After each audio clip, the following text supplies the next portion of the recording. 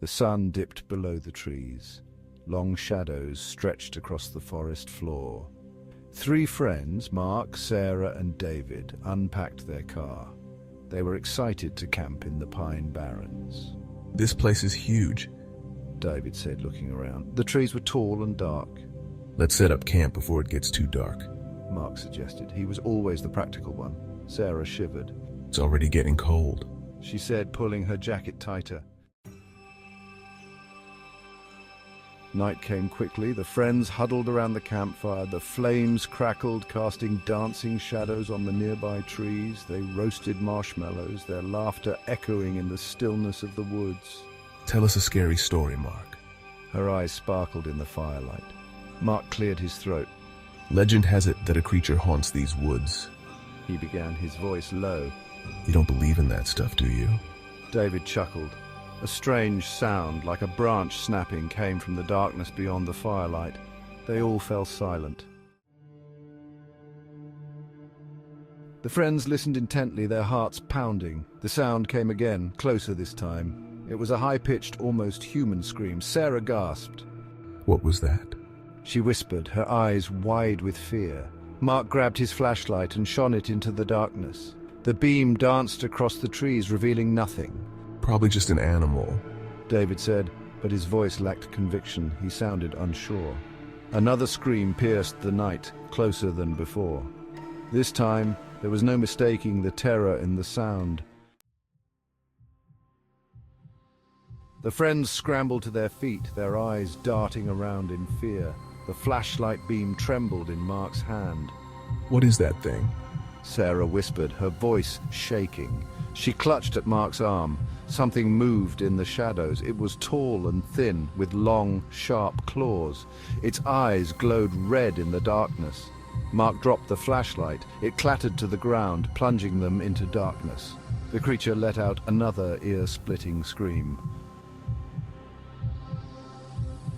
Panic surged through the campsite. The friends stumbled backward, tripping over their own feet. They scrambled blindly for the safety of their tent.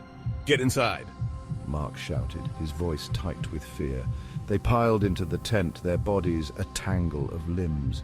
Zipping the entrance shut, they huddled together, their breath coming in short, panicked gasps. Outside, the creature shrieked in fury. Its claws raked against the tent fabric, tearing at the thin nylon. The creature's screeches echoed around them. The friends huddled in the darkness, fear suffocating them. The creature continued to claw at the tent, its rage palpable. We have to get out of here. David hissed, his voice trembling. Mark grabbed the flashlight and frantically searched for the zipper. His fingers fumbled in the darkness. Suddenly, the creature ripped a hole in the tent. Its glowing red eyes glared at them through the torn fabric. Section 7. Searching for answers, they ran until they could run no more. The forest was a blur of darkness and shadows. Finally, they collapsed on the side of the road, gasping for breath. What was that thing? Sarah whispered, her voice still shaking. Mark shook his head. I don't know, he said, his face pale. They walked until they reached a gas station. Inside, they called the police. Their story met with skepticism. Section 8, Legend of the Jersey Devil. The police searched the woods, but they found no trace of the creature. They dismissed the friend's story as a prank, or maybe just an overactive imagination. But the friends knew what they'd seen. They searched the internet looking for answers. That's when they found it, the legend of the Jersey Devil. The legend spoke of a creature with glowing red eyes, leathery wings, and a blood-curdling scream. It was said to haunt the Pine Barrens, preying on those who dared to enter its domain.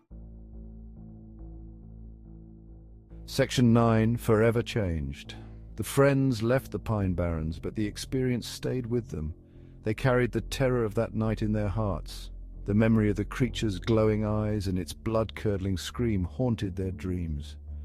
They tried to forget, to move on, but they couldn't. The experience had changed them, marked them in a way they couldn't explain. They knew that they would never look at the world in the same way again. The legend of the Jersey Devil, once just a scary story, was now a chilling reality. Section 10. The Unseen Terror. The friends returned to their normal lives, but things were different. A shadow of fear followed them, a constant reminder of the unseen terror that lurked in the darkness.